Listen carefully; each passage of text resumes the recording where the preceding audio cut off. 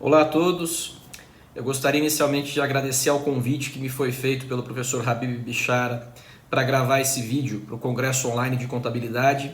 Gostaria de saudar também todos os participantes e estender os meus cumprimentos aos organizadores desse evento, especialmente pelo seu tão nobre objetivo que é ampliar o conhecimento em contabilidade para alunos de graduação, pós-graduação, profissionais envoltos na prática do dia a dia, na rotina contábil, e dizer que eu sou muito grato por isso e acredito piamente que esse tipo de iniciativa consegue integrar nós, enquanto profissionais de uma mesma classe, independentemente do estado, região onde nos localizemos. Então eu gostaria de agradecer. Eu me chamo Eduardo Flores, sou professor da Universidade de São Paulo, da Faculdade de Economia e Administração, mais especificamente do Departamento de Contabilidade e Atuária, Ciências Atuariais. E a minha intenção com esse vídeo, com essa pequena fala, por algo em torno de 20, 25 minutos, não mais do que isto, é trazer um pouco daquilo que eu tenho pesquisado nos últimos 2, 3 anos sobre os conceitos de relato integrado, Integrated Reporting, e de ESG, Environment, Social and Governance, conceitos e vocábulos tão atuais no contexto contemporâneo do mundo dos investimentos, de forma que isso possa também ser incorporado, especialmente à agenda dos alunos de graduação em contabilidade, para que quando saírem bacharéis em ciências contábeis, contadores formados e forem realizar o exercício de suas profissões, possam ter em mente que a contabilidade é, antes de mais nada, um fato social. Embora nós nos valhamos de uma série de técnicas quantitativas para fins do exercício da nossa conduta profissional, nós não podemos nos esquecer que a contabilidade é um fato social, ela está envolta numa realidade social e responde aos interesses dos indivíduos que estão presentes nessa realidade. Portanto, olhar as empresas por uma perspectiva de sustentabilidade, olhar as empresas por uma perspectiva de longevidade e de ações estratégicas que garantam que a forma como fazem o que se propõe a fazer e a maneira como desenvolvem os seus procedimentos vai lhes dar um período de vida relativamente alinhado ao conceito de continuidade, aquilo que nós tanto estudamos como um pressuposto básico para o exercício de nossas profissões. Então, dentro desse aspecto, eu gostaria de iniciar a minha digressão, a minha fala, por intermédio de uma abordagem um pouco mais histórica. Eu vou do meio para o término dessa fala, começar a envolver um pouco mais os conceitos tanto de relato integrado quanto de ESG, mas eu gostaria que isso estivesse integrado, que isso estivesse absolutamente imbuído de um contexto contábil. Muitas vezes eu vejo alguns profissionais de contabilidade com um certo preconceito a essa temática de sustentabilidade empresarial, por não conseguirem enxergar de imediato como esses assuntos se correlacionam com o seu desenvolvimento de atividades rotineiras. Isso é muito mais uma questão de interpretação do que necessariamente de ausência de aproximação entre esses dois conceitos. As práticas de investimento sustentáveis, elas estão postadas numa intersecção, podemos dizer assim, de tal forma que nós temos o envolvimento de atividades econômicas, o envolvimento de atividades de finanças, a administração como um dos pontos pressupostos para fins do desenvolvimento de conhecimento sobre práticas de investimento de sustentabilidade, governança corporativa como sendo um tema central e também contabilidade. Nós, elaboradores de relatórios corporativos, desenvolvedores de relatórios financeiros para fins de tomadas de decisões, quer seja do matiz interno, ou seja, da porta para dentro das empresas, quer seja por meio dos matizes externos, da porta para fora, por intermédio de credores, investidores, fornecedores, também estamos envolvidos nessa temática. Então, eu gostaria de fazer uma brevíssima regressão acerca do desenvolvimento da contabilidade nos últimos 6 séculos, sem me alongar a datas e marcos históricos muito específicos, mas através de linhas centrais. Quando nós vamos estudar economia, uma das cadeiras mais interessantes, na minha opinião, do estudo da economia enquanto um curso de graduação é a história do pensamento econômico. Nos falta na contabilidade a tradição de uma cadeira, de uma disciplina propriamente dita, de história do pensamento contábil.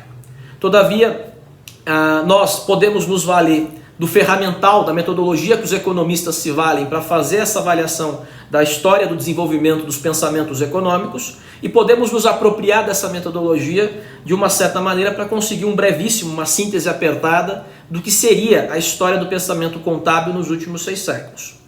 Então, se nós tomarmos o século XVI como ponto de partida, e mais especificamente a Renascença italiana, quando Luca Pacioli ele registra no seu Summa de Aritmética o método de partidas dobradas, nós temos um movimento de uma dinâmica econômica naquela ocasião, das expansões mercantilistas, né? Das grandes expansões marítimas realizadas no interim do Mediterrâneo, de tal sorte que a Itália naquela ocasião encaminhava, as famílias mandavam os seus navios para explorar além-mar, e depois de um certo período esses navios regressavam, alguns deles, obviamente, em função dos infortúnios, dos decrementos que aconteciam durante as viagens, trazendo iguarias raras.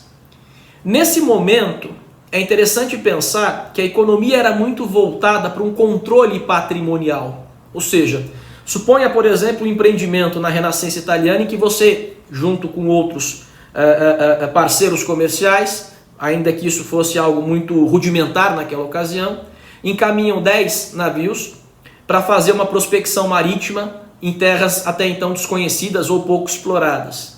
E depois de 3, 4, 5 anos, parte dessa frota regressa ao porto de partida, trazendo iguarias. Então é fundamental que se tivesse nessa ocasião peças e relatórios capazes de demonstrar um certo controle patrimonial para que se pudesse aferir algum tipo de rentabilidade ou lucratividade, ou pelo menos se tivesse alguma noção de quantos navios saíram naquela ocasião e quantos regressaram. Então, nesse momento, a despeito de não exaurir nenhuma outra possível leitura, especialmente historiograficamente mais elaborada, o balanço patrimonial assume um caráter absoluto, ou pelo menos algo parecido com o rudimento de balanço patrimonial. Porque suponhamos o seguinte, suponhamos um empreendimento que demore 5 anos entre a partida do navio e o regresso do navio. Considerando as taxas de longevidade e mortalidade naquela ocasião, é muito provável que o indivíduo que mandou essa frota não estivesse mais presente, não estivesse mais vivo quando essa frota regressasse. Portanto, os seus herdeiros, ou equivalente a isso, teriam de ter acesso a algum tipo de relatório que lhes permitisse verificar se não houve uma subtração patrimonial indevida em função da realização dessa atividade por meio de terceiros. É até de certo modo pensar que o balanço ele surge, ou pelo menos ele se consolida, como uma forma de controle patrimonial para fins de uma verificação, inclusive, se aquele patrimônio não está sendo expropriado indevidamente por agentes que operam em nome de indivíduos que são os detentores daquele pré-capital, digamos assim. Então, eu acho que o grande ponto focal é que nesse momento o desenvolvimento dos relatórios corporativos, ou algo muito rudimentar, ou a genes, alguma coisa parecida com isso, se deu com enfoque numa abordagem de balanço, visando estritamente ou mais objetivamente o controle patrimonial.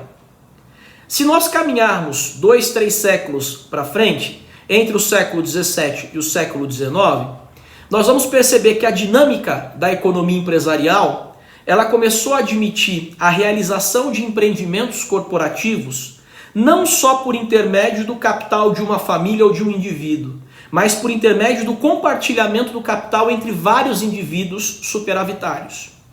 Isso é a espécie do que nós vamos chamar de sociedade anônima, pelo menos um primeiro surgimento de sociedades corporativas de capital anônimo, em que não importa mais quem são os sócios. O que importa é que eles têm um interesse comum, que é que aquele empreendimento dê certo, para que o capital aportado num primeiro momento possa regressar na forma de dividendos ou distribuição de lucros, por intermédio de um delta, que é exatamente esse lucro gerado por meio de algum tipo de atividade corporativa. Então, nesse período do século XVII ao século XIX, nós temos uma consolidação, um desenvolvimento e uma consolidação dos mercados de crédito e dos mercados de capitais. Os mercados de crédito, mais objetivamente, na forma dos credores, agentes superavitários que financiam o desenvolvimento de atividades corporativas, e os mercados de capitais, mais objetivamente, representados pelos investidores, indivíduos detentores de capital, que passam a ser acionistas, sócios de empresas, e esperam que os seus investimentos regressem aos teus bolsos por meio da distribuição de dividendos. O que vai acontecer do ponto de vista contábil, né? Pensando a contabilidade como um fato social, conforme eu havia adiantado no começo dessa fala, Se ela é um fato social, ela vai ter que prover soluções a demandas sociais. Então, automaticamente, nesse momento, o que nós temos é uma migração dessa abordagem de balanço para fins de controle patrimonial para a espécie de uma segregação de interesses do usuário da informação contábil, que é olhar a posição patrimonial controlada. A isso nós damos o nome de accountability, que na tradução para um português mais linear, uma tradução livre, seria uma espécie de prestação de contas, mas também se aterem ao retorno, à rentabilidade que esses investimentos vêm produzindo. Então, nesse segundo movimento de migração de controle patrimonial para o interesse também em controle patrimonial, mas em rentabilidade, a demonstração de resultados do exercício, acompanhada do regime de competência, ela se desenvolve de uma forma muito profícua. Porque olhar para a demonstração de resultado comparativamente ao conjunto de ativos que um gestor tinha, que uma empresa possuía no início de um período, e comparar isso com o lucro ou prejuízo do término desse período, é uma forma de se aferir a rentabilidade de uma empresa. Então você passa a ter agora um enfoque dualístico, em que você tem uma abordagem de balanço e uma abordagem de resultado, especialmente essa segunda abordagem nascida e originada do interesse que investidores e credores têm nesse momento da concentração e do desenvolvimento dos mercados de crédito e de capitais acerca dos retornos que as empresas produzem sobre os capitais que elas têm acesso, quer seja na forma de capital de terceiros, quer seja na forma de capital próprio. Então vejam a progressão. Num primeiro momento, na Renascença italiana, nós tínhamos um interesse quase que exclusivo na abordagem patrimonial, na abordagem de balanço.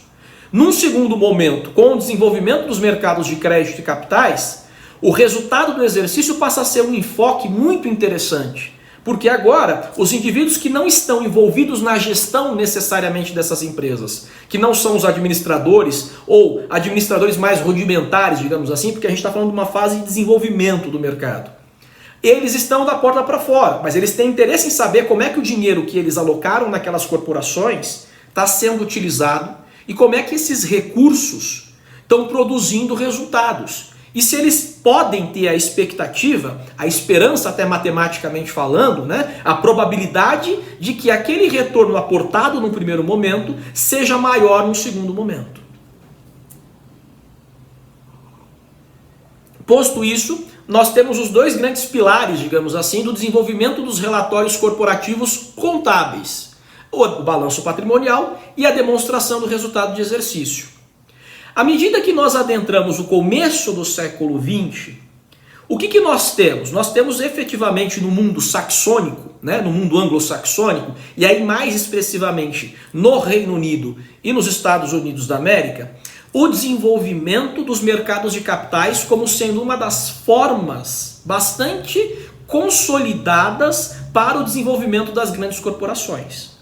Nós não podemos nos esquecer que existem, inclusive na literatura de governança corporativa, clássicos como, por exemplo, autores Barry Means, de 1932, mostrando como é que a maneira das novas corporações se financiarem por intermédio da venda das ações era até muito próxima com o conceito da física, de átomo, ou seja, Barry Means, em 1932, eles comparam a ação com o átomo, dizendo a ação é a menor unidade do capital de uma empresa.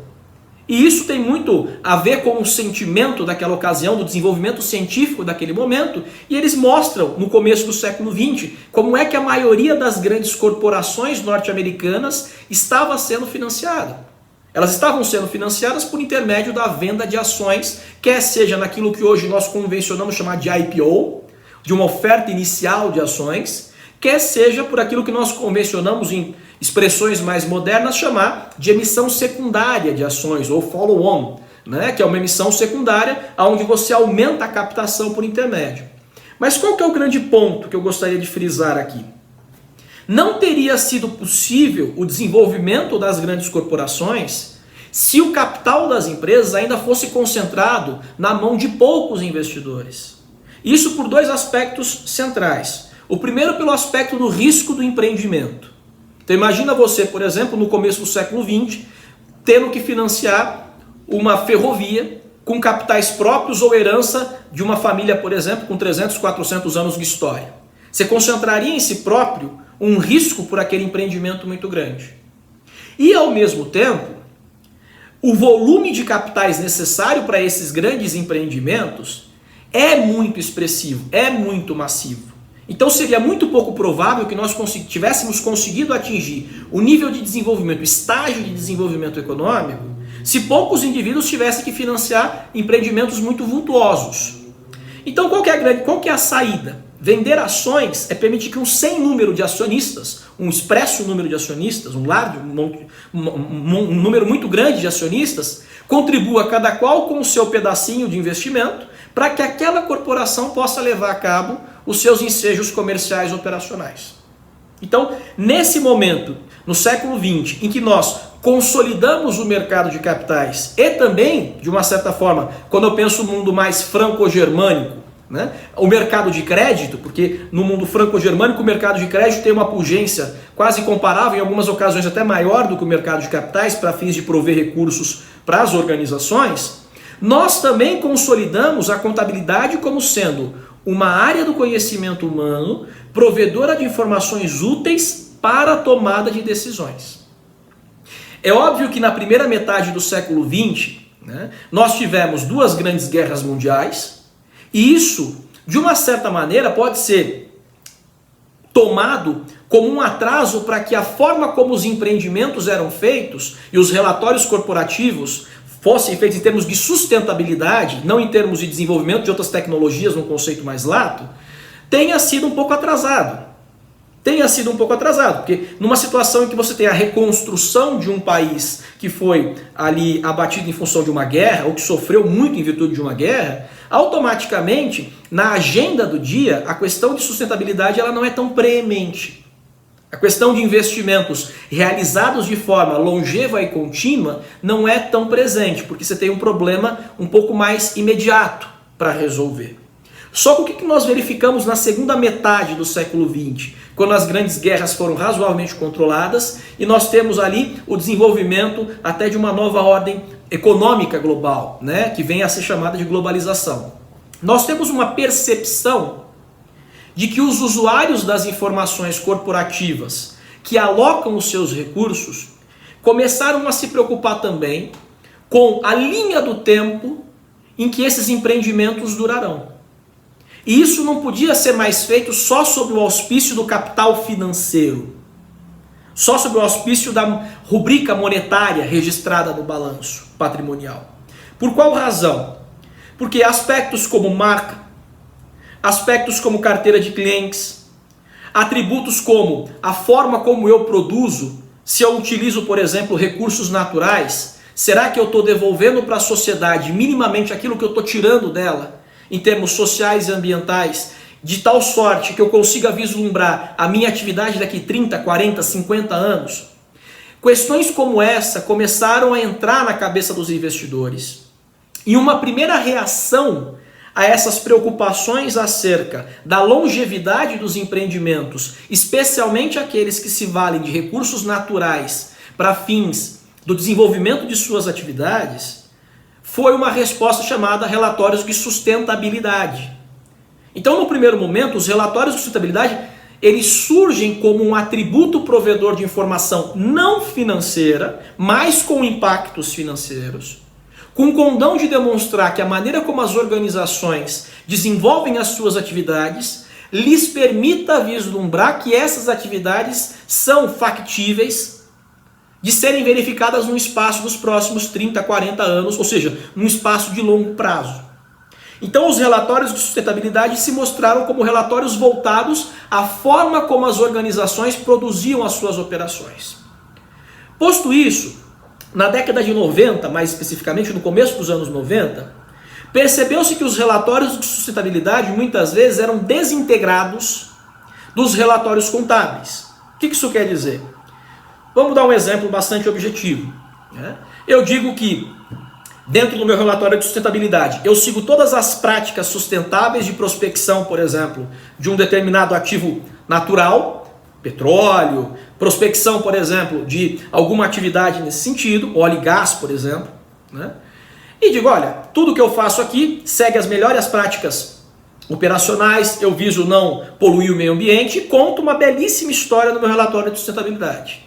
Porém, quando o analista financeiro ele pega o teu balanço patrimonial, ele descobre que você tem provisionado uma multa por danos ambientais astronômica.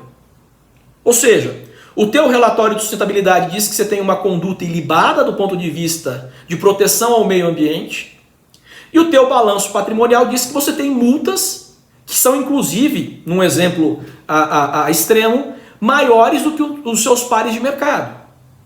Então, qual das duas versões de relatórios nós devemos confiar? Qual das duas versões nós devemos acreditar? No balanço patrimonial auditado, que tem uma multa provisionada em função de danos ao meio ambiente, ou no relatório de sustentabilidade, que é uma peça produzida pela administração, que passa um escopo, ou passa pelo menos uma primeira visão, de que aquilo que você está dizendo no teu balanço é, de certa forma, contradito por aquilo que você está dizendo no seu relatório de sustentabilidade. Então, face a essa incongruência de discurso, começou a surgir na década dos anos 90, uma necessidade de integração desses conceitos, em que a contabilidade não poderia contar uma história diferente do relatório de sustentabilidade e vice-versa. Então surgiu um conceito nessa ocasião chamado Triple Bottom Line. Né? O que quer dizer o Triple Bottom Line? Quando nós estudamos a demonstração de resultado do exercício em língua inglesa, o lucro líquido é chamado por muitos usuários da informação como bottom line. Né? Ou seja, o resultado líquido contábil é chamado de bottom line. Então, à medida que nós inserimos o triple, quer dizer que agora nós temos 3 bottom lines. Não é só mais um. Um desses bottom lines é o resultado da atividade empresarial do ponto de vista ambiental. Outro, o resultado da atividade empresarial do ponto de vista social. E outro, o resultado da atividade empresarial do ponto de vista de governança corporativa. E aí nós temos um conjunto mais amplo, que hoje em dia é chamado de ESG, né? Environment, Social and Governance, que são conceitos que olham para uma empresa de uma forma mais holística, mais ampla, mais abrangente, que não só uma perspectiva estritamente financeira ou em termos de capital financeiro. O que está acontecendo nesse momento, pessoal, que eu acho interessante de ser frisado? Nós estamos começando a compreender que uma empresa é um dínamo de capitais e não só capital financeiro. Isso para os jovens, especialmente falando para os alunos de graduação em contabilidade, nos parece muito claro, porque hoje em dia no mundo das startups, você começa uma empresa com capital financeiro muito pequeno, mas muitas vezes com capital intelectual muito grande, porque você teve uma ideia inovadora. Só que aquele capital intelectual é tão capital quanto o financeiro, de tal sorte que ele pode inclusive ser chamado de pré-capital financeiro. Porque em alguma ocasião, se a sua ideia for boa e se você tiver uma capacidade organizacional de levá-la a cabo, o que vai acontecer? Você vai converter aquela ideia numa empresa, vai converter algum produto ou serviço, vai atender uma determinada demanda, vai produzir uma variação, uma geração de valor e aquilo vai virar balanço, vai virar resultado na sua DRE e aumento de patrimônio no seu balanço. Então nós começamos a perceber que tudo isso estava envolto numa malha de capitais muito maior do que só o capital financeiro que nós conseguimos representar nas demonstrações financeiras. De tal sorte que esses primeiros relatórios de sustentabilidade, passando agora por uma discussão um pouco mais amadurecida, da sua necessidade de convergência e conciliação com as demonstrações contábeis tradicionais, passaram a compor um conjunto mais amplo de relatórios corporativos. De tal sorte que muitos dos ativos que nós não podemos reconhecer na contabilidade financeira, em virtude das suas travas societárias e regulamentares, podem ser expressos e manifestados nesses outros relatórios. De tal sorte que eu vou dar um exemplo. Digamos o seguinte: qual é o maior ativo da Apple? Indiscutivelmente é a sua marca. Correto? O maior ativo da Apple é a sua marca. Quando nós olhamos para as regras de contabilidade financeira, nós não podemos reconhecer ativos intangíveis gerados internamente. E o grande atributo para que não se faça esse reconhecimento na contabilidade financeira é o risco de mensuração. Nós poderíamos ter uma mensuração de acordo com interesses previamente formatados pelos administradores, De tal sorte, aquele ativo poderia representar algo que nunca virasse caixa. Então nós optamos por não reconhecer na contabilidade financeira ativos intangíveis gerados internamente. Mas nós sabemos que o grande valor gerado pela Apple é a sua marca.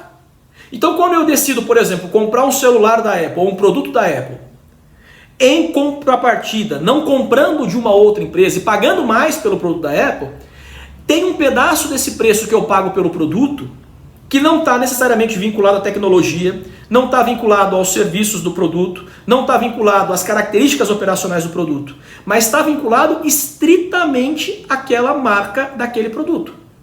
Então, muito embora esse ativo intangível chamado marca Apple não esteja no balanço da companhia, ele produz uma receita de vendas que passa pelo resultado do exercício e a posteriori ingressa o patrimônio líquido. Então, isso é muito interessante e nos dá uma possibilidade muito grande de, ao integrar os nossos relatórios corporativos tradicionais, balanço, DRE, DFC, DMPL, no caso brasileiro, DVA, notas explicativas, a outros formatos de relatórios que tragam o lucro da atividade do ponto de vista ambiental, do ponto de vista social e do ponto de vista de governança, que nós consigamos mostrar a foto do patrimônio de uma organização de uma maneira muito mais ampla e muito mais completa do que somente mensurando ou entendendo que capital é aquilo que está representado na rubrica de capital social. Então, isso nos dá, inclusive, um adiantamento na agenda. Eu gosto muito de um exemplo.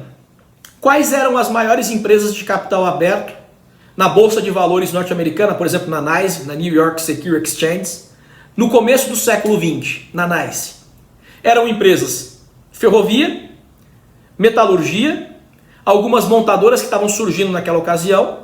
Grosso modo, eram companhias de capitalização contínua, cujos principais ativos dessas empresas representados nos seus balanços era o ativo imobilizado, ou seja, o ativo tangível. Quando nós olhamos para o final do século XX, começo do século XXI, e mais especificamente hoje, nós estamos aí no ano de 2020, né? Abrindo o segundo decênio do século XXI. Quais são as maiores companhias de capital aberto na New York Securities Exchange ou em qualquer outra bolsa, né? A maioria, exceto, claro, alguns casos excepcionais. Mas as maiores empresas de capital aberto do mundo hoje são empresas de capital intangível. Facebook, Google, Amazon, Apple, companhias cujos principais ativos intangíveis não estão nos balanços contábeis. Então, retomando essa progressão histórica, desde o século XVI, em que o balanço surge como uma forma de controle patrimonial para atender uma demanda social de investimentos que estavam acontecendo naquela ocasião, passando pelo desenvolvimento da abordagem de resultado, em que a demonstração de resultado do exercício nasce como sendo uma forma de dar uma resposta para os investidores que estão da porta para fora das empresas, para os credores que alocam os seus capitais financeiros visando promover o financiamento das organizações. Chegando no século XX, em que na primeira metade do século XX a gente tem uma consolidação das companhias públicas, né, das public companies, e o conceito de public company no saxônico não é o mesmo no português, né? Na visão saxônica não é na mesma visão que nós temos. Uma companhia pública no Brasil é muitas vezes interpretada como uma companhia de capital misto, parte estatal, parte privada. Uma companhia pública no conceito norte-americano, por exemplo, é uma companhia em que qualquer indivíduo consegue comprar uma ação dela, ela está listada publicamente e se tornar sócio. De tal sorte que, adentrando a segunda metade do século XX, em que se desenvolveu relatórios de sustentabilidade como uma resposta a demandas informacionais sobre longevidade e capacidade de operação das organizações no longo prazo, o que nós temos hoje nos formatos de integração entre relatórios financeiros e relatórios não financeiros, se assim nós pudermos denominá-los, é nada mais, nada menos do que um processo natural e histórico de desenvolvimento da perspectiva de integração dos relatórios corporativos. Então, nesse sentido, o que nós temos é uma coisa hoje chamada relato integrado ou integrated reporting, que é um conceito amplamente utilizado pelas grandes corporações e que tem uma matriz no Reino Unido, embora seja uma iniciativa transnacional, né, multinacional, em que várias nações estão envolvidas, em que o International Integrated Reporting Council, o IRAC, né? IIRC, se vocês colocarem no Google vocês vão encontrar isso, produziu uma estrutura conceitual em que lá se discute vários tipos de capitais, de tal sorte que as organizações, quando forem produzir os seus relatórios contábeis e os seus relatórios de informações não financeiras, possam, a partir das diretrizes desse documento, integrarem as informações de tal sorte que não haja uma ruptura na história que se conta no relatório de sustentabilidade, por exemplo, com aquilo que se conta ou que se vê no balanço contábil, na demonstração de resultado, nos relatórios contábeis propriamente ditos. Então esse é um ponto absolutamente importante para nós, de tal sorte que um dos grandes méritos do relato integrado é fazer com que haja uma integração. E o relato integrado não é um relatório propriamente dito, por isso que ele não foi traduzido como relatório integrado. Ele se chama relato integrado pelo aspecto do vocábulo relato. Aquilo que você relata na contabilidade não pode ser dissociado daquilo que você relata em outros relatórios não financeiros. Para que você não use esse movimento, ou pelo menos reduza a probabilidade de usar esse movimento, de prover informações úteis para os investidores, de maneira como, de tal forma que aquele teu relato ele não corrobore o que de fato você faz. Veja, não tem como um investidor que está da porta para fora de uma empresa reauditar a empresa.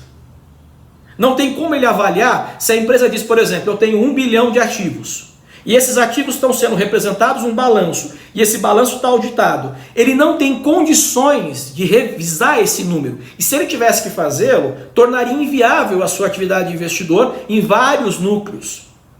O mesmo acontece com as informações não financeiras.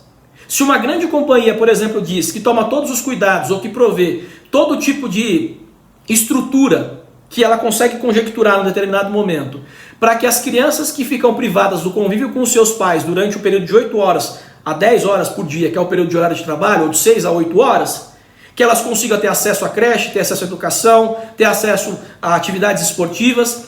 O investidor, se ele lê isso num relatório, ele não tem como reperformar essa informação, ele não tem como validar essa informação. Por isso que a integração entre as informações financeiras e as informações não financeiras prestadas por uma companhia são fundamentais para que o investidor tenha maior crença e que aquela informação tenha maior credibilidade. E quando ele for fazer o apressamento de quanto vale aquela empresa, quanto ele está disposto a pagar pela ação daquela empresa, ou por qual taxa de juros ele está disposto a emprestar dinheiro para aquela organização, ele vai levar tudo isso em consideração de tal sorte que o número pode ser maior ou menor à medida que essa informação for mais credível, for mais confiável ou não. Então os relatórios de sustentabilidade trazidos numa visão mais contemporânea e integrados com os relatórios contábeis produzem a necessidade de se ter um discurso uníssono e que faça sentido frente às demandas das organizações. O que eu quero dizer com isso? Toda empresa pode ter pontos negativos. Faz parte do desenvolvimento humano. Uma pessoa jurídica é uma abstração do pensamento humano, que surgiu inclusive no século XVII, século XVIII, como uma forma de despersonificação da pessoa natural, para que você pudesse ter uma empresa que fizesse sentido no médio e longo prazo. Um exemplo, né? O shoemaker, o indivíduo que fazia sapatos, por exemplo, né, na Alemanha do século XVII, ele deixa de ser um artesão e passa a ser uma empresa. Então eu, investidor, preciso enxergar que se esse indivíduo não tiver mais presente, se ele tiver morrido, a empresa tem continuidade independentemente daquele fundador. Então, uma pessoa jurídica não pode ter a mesma longevidade da vida biológica de uma pessoa física. De tal sorte que cria-se um conceito de pessoa jurídica, que é, no final das contas, o desenvolvimento das atividades originalmente iniciadas por uma pessoa física ou um grupo de pessoas físicas. Então, quando hoje, por exemplo, eu olho para esse conceito, trago ele para a atualidade, eu tenho que lembrar sempre que as grandes corporações ou as pequenas corporações são formadas por pessoas. E essas pessoas, mais ou menos comprometidas em fazer aquilo com que elas se propõem a fazer, vão me dar uma percepção de continuidade. Ou seja, sustentabilidade no jargão contábil poderia ser traduzido sem nenhum prejuízo, sem nenhum demérito, como continuidade. Percebe? Então, assim, esse ponto é um ponto central para a nossa discussão, para o nosso pensamento. Primeiro, quando nós vemos, por exemplo, investidores e empresas apresentando cartas a governantes, cobrando determinados tipos de ações com relação a combate ao desmatamento, desenvolvimento sustentável, nós verificamos toda essa dinâmica, esses 300, 400 anos de desenvolvimento dos mercados econômicos e mercados de capitais e de crédito, se mostrando absolutamente nesse momento como preocupados com a continuidade das suas organizações.